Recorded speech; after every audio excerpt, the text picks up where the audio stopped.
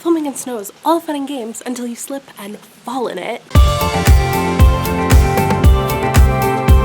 Hey, what's up you guys? My name is Amber, welcome to my channel, and today we're going to be talking about the book Let It Snow While in the Snow. So if you hear any miscellaneous noises, it's because I am outside. Begrudgingly, filming in the snow is all fun and games and a great idea until you trip and fall in the mud.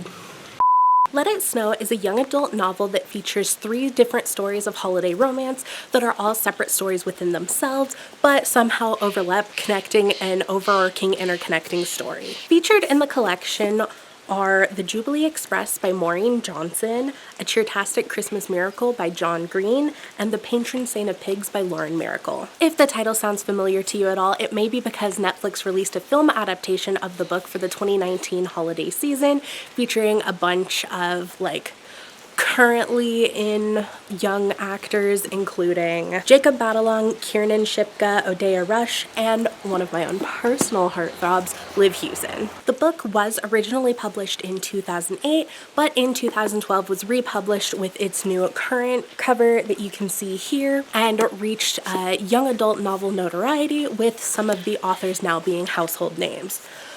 Cough, cough, John Green. Cough, cough. And if you see me looking down at my phone at all, it's just because I have my notes. So the Jubilee Express starts us off with 16-year-old Jubilee, who's getting ready for her boyfriend's family Christmas smorgasbord, which is doubling as their 1-year anniversary celebration. She explains that her parents are obsessed with the Floby Santa Village, which is like those little mechanical holiday villages that, old people have. You know what I'm talking about. And every Christmas Eve, her parents travel up to the company showroom to get new limited edition pieces. As Jubilee is leaving for her boyfriend's holiday party, her neighbor/lawyer stops her, telling her that her parents were accidentally associated with a fight that went down at the Floby Santa Village showroom, and that she was being put on a train to go spend the holiday with her grandparents because her parents were in jail. On the train, Jubilee meets Jeb, a boy who is trying to reach town to get to his maybe girlfriend and sort some things out on their end, when they are joined by an obnoxious group of cheerleaders. They're quickly interrupted by the train being stopped because snow has covered the tracks, and they are stuck there indefinitely. Instead of staying put, Jubilee decides to hike across the abandoned highway to a Waffle House across the street. Also stranded in the Waffle House is Stuart, a local boy who got his car stuck in the snow. So Jeb and Jubilee start talking, but are quickly interrupted by the arrival of the cheer team into the Waffle House. With both of them being less than enthusiastic about this development, Stuart offers to take Jubilee back to his house to wait out the storm. And against her better judgment, she decides to make the trek with him, which, girls, do not do this. That is so stupid.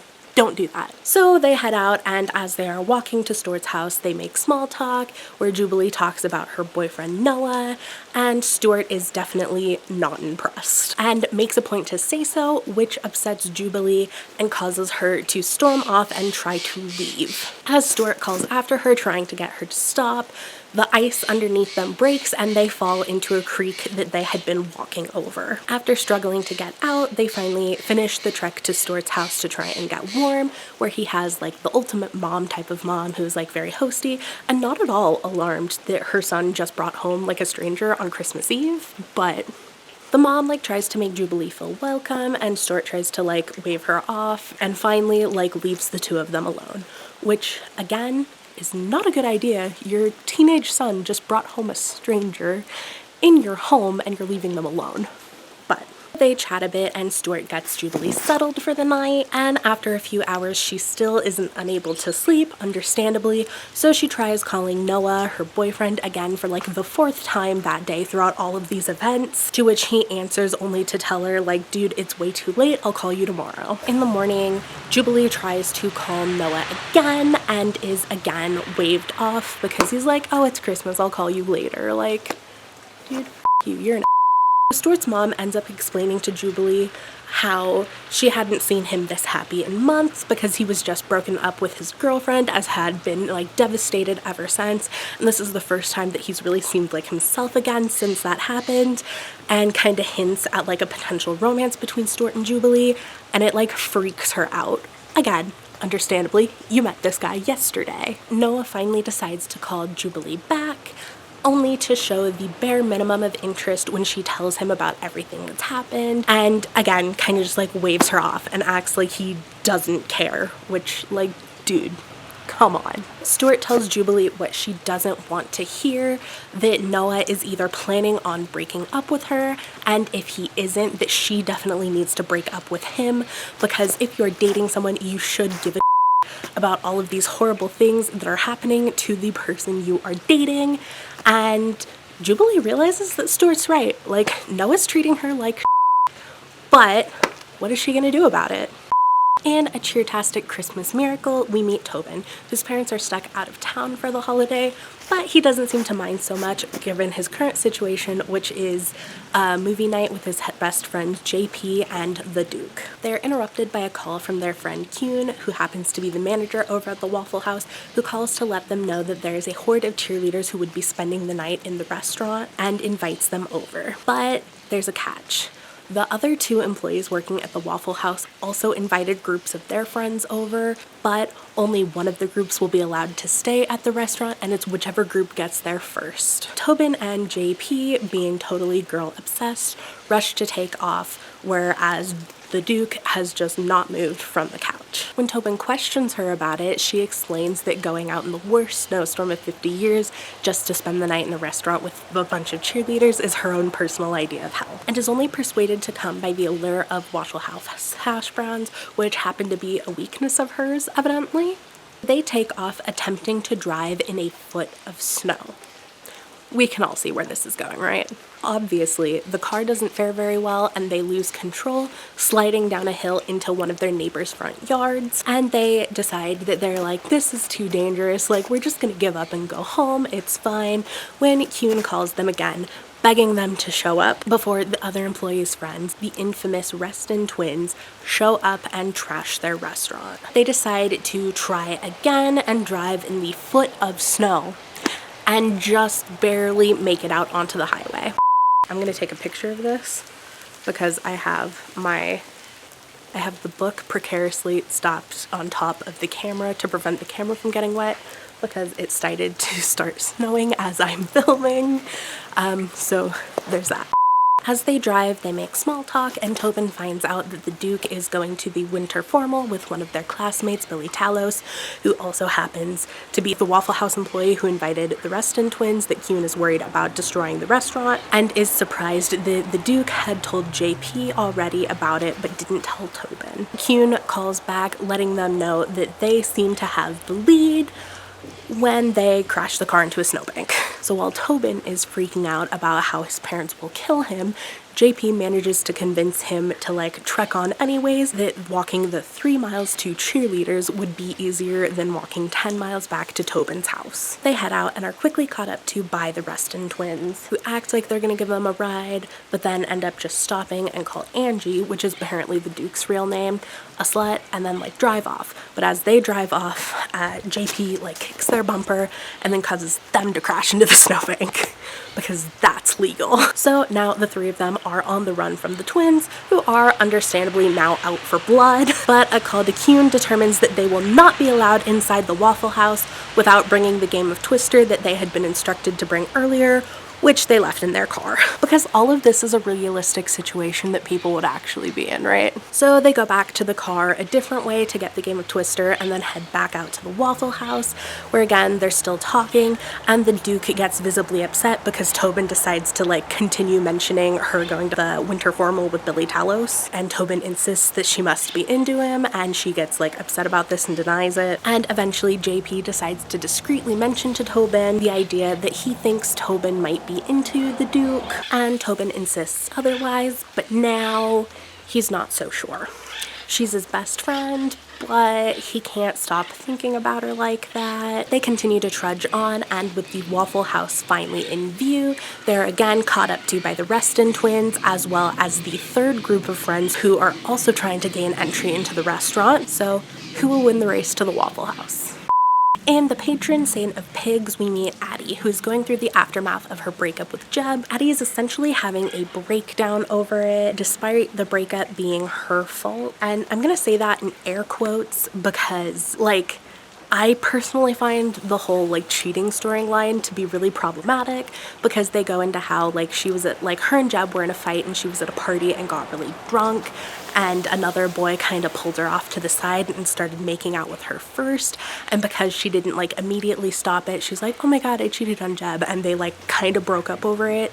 But just that's a whole ass problematic storyline. Like that doesn't count, and if anything, like she was drunk, so that's kind of more along the lines of assault, but we're not gonna get into that because so it's Christmas night and Addie is miserable, so her best friends Tegan and Dory come over to try and cheer her up, but Addie is hell-bent on wallowing in her self-pity and shows the two friends the email that she had sent to Jeb asking him if he wanted to meet up with her at Starbucks on Christmas Eve, like the first time that they had met, to kind of talk things over. And he didn't show up, hence Addie's breakdown. Addie and Dory end up getting miffed at each other after Dory suggests that Addie is self-centered and could stand to use a little bit of introspection. Addie, proving this, acts like a complete and utter child over the matter. Oh, it's like really snowing. Oh, my poor camera. Hey, let it snow, am I right? After calming them down, Tegan tells them that she can finally pick up her teacup pig from the pet store the next morning, and to prove that she isn't selfish, Addie offers to pick it up for Tegan when she goes in for her morning shift at Starbucks, and promises, emphasis on promises, that she won't forget. We can all see where this is going. Throughout her morning shift, people happen to suggest that Addie really is self-centered, and finally she asks her manager if her manager thinks so, but while doing so, Addie forgets to turn the sink off, causing the sink to overflow and like creating an entire mess of the work area, and understandably the manager is upset, so kind of tells Addie to like off for her break and suggests that like, yeah, Addie is self-centered, like exhibit A. Addie calls Dory to complain about her morning, but when Dory realizes that Addie forgot to pick up the teacup pig, she is furious and emphasizes how it was. So Addie makes her way to the pet store, only to find that the pig was accidentally sold to somebody else. The cashier is unable to help her due to customer confidentiality, but Addie manages to steal the credit card information out of the register to try and track down who bought Tegan's teacup pig. Will she manage to get the pig back before Tegan is able to find out that it was ever gone?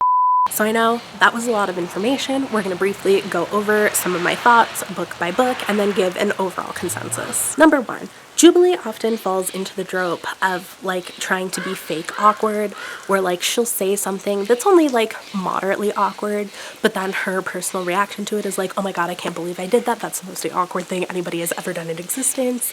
And like makes it worse when she really didn't do anything that bad in the first place. Her character is written pretty sarcastic, which is fun to read. She does continue to make stupid ass decisions throughout her story, which does make her judgment questionable. The overall book could have used a little bit more of romantic build up, but there was enough there that once there was romance involved into the story, like it wasn't completely out of left field. Overall, the book was definitely not bad. It was kind of fun and cute, and definitely my personal favorite out of the trio. Number 2, the boy characters, Tobin and JP, fall into the, obnoxious, like completely girl crazy trope, and like that's the only thing they can think about ever. And like all of their decisions are based around the idea of trying to get girls, which is like a really terrible way to write boys in young adult, but happens way too often. And then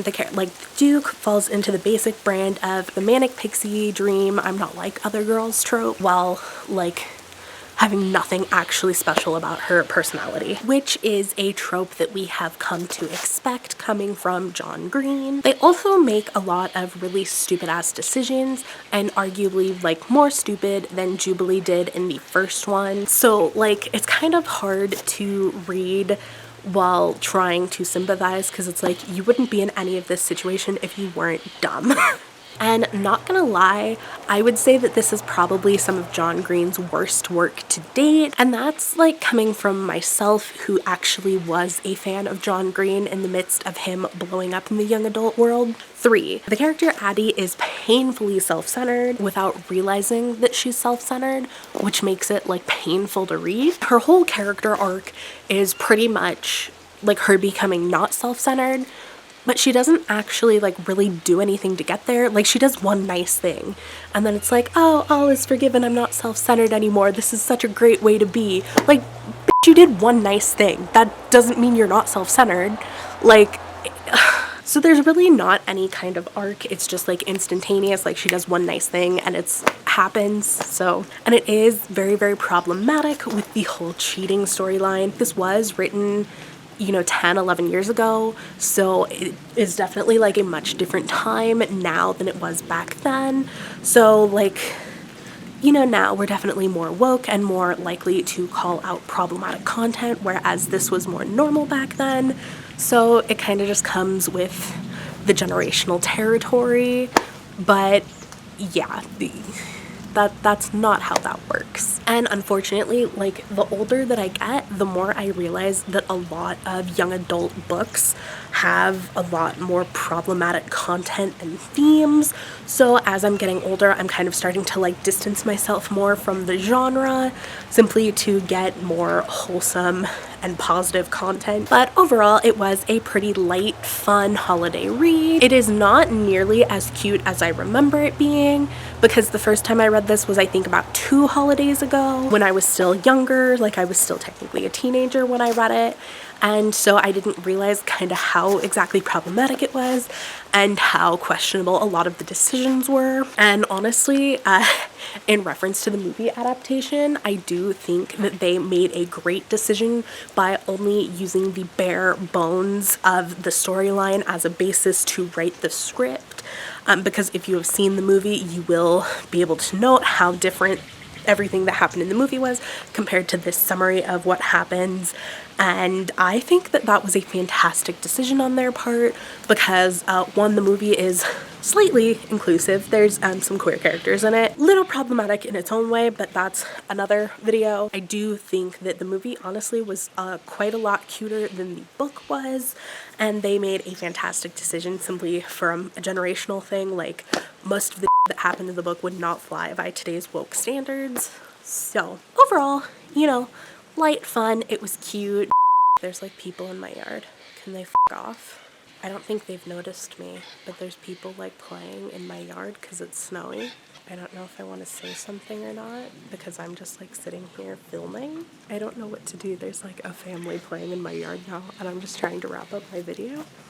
But I don't want to like be loud now, even though it's my property. Like, they can get the f out.